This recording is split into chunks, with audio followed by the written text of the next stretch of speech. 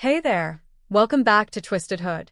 Here, we unravel the most fascinating and gripping crime stories that will keep you hooked.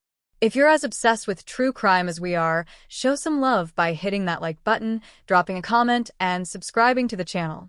Trust us, you won't want to miss the twists and turns we have coming your way. Bangalore, a city known for its thriving businesses and peaceful neighborhoods, was shaken to its core when 4 lifeless bodies were discovered in the home of a local businessman, Rajendra Gupta. His wife, Neeta Gupta, 42, his eldest son Navendra, 25, a young engineer, his younger son Savendra, 15, and his only daughter Gaurangi, 16, were all shot twice, once in the head and once in the chest. The gruesome precision of the murders sent shivers down the spine of the investigating officers. But there was one glaring question. Where was Rajendra Gupta? The head of the family was missing, and all signs pointed to him as the prime suspect.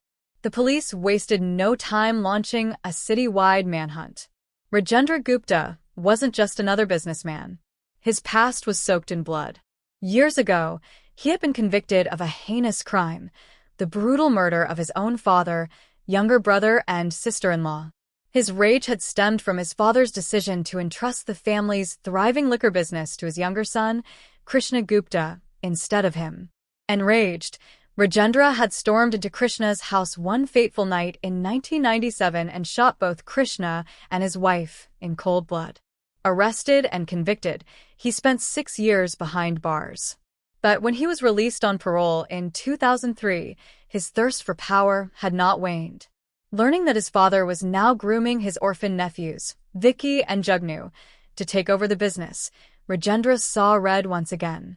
Not long after, his father and a loyal bodyguard were gunned down in a carefully orchestrated hit. Though suspicions pointed at Rajendra, no concrete evidence could tie him to the crime. And so, he walked free. With no one left to challenge him, Rajendra took full control of the empire. He remarried, started a new family, and lived the life of a wealthy, untouchable businessman. But shadows from the past never truly disappear. The gruesome massacre of his second family left only one question. Was Rajendra on the run, or was he a victim too? Hours later, a breakthrough came. His phone's last location was traced to an unfinished house on the outskirts of the city. A police team rushed to the site. Inside, the scene was haunting. A bed stood in the middle of the empty room, and on it lay a naked corpse, Rajendra Gupta. He had been executed in the same manner as his family, with 2 bullets, one to the head, one to the chest. The discovery flipped the entire investigation on its head. If Rajendra was also dead, then who was behind the murders? Could it have been a suicide? The police quickly ruled that out. No man could shoot himself twice with such precision. This was an execution. As investigators dug deeper, an old voice from the past spoke up, Rajendra's elderly mother. She revealed a chilling detail. Her grandson, Vicky, had visited her during Diwali. He had hinted at a purpose beyond celebration. This time, I didn't just come to light diyas, Dottie. I came to finish something, he had said cryptically. She had dismissed his words as the ramblings of a bitter young man. But now, as the pieces fell into place, a terrifying realization dawned. Had Vicky returned to avenge his murdered parents? The police's suspicions now rested firmly on Vicky.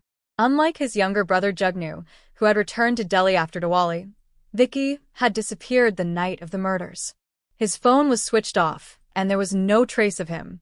Had he carried out the perfect revenge? With every passing hour, the case grew eerier.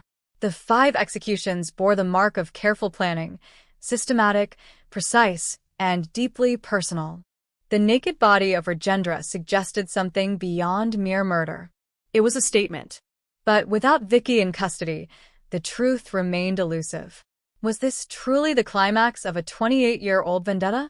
Or was the real mastermind still lurking in the shadows?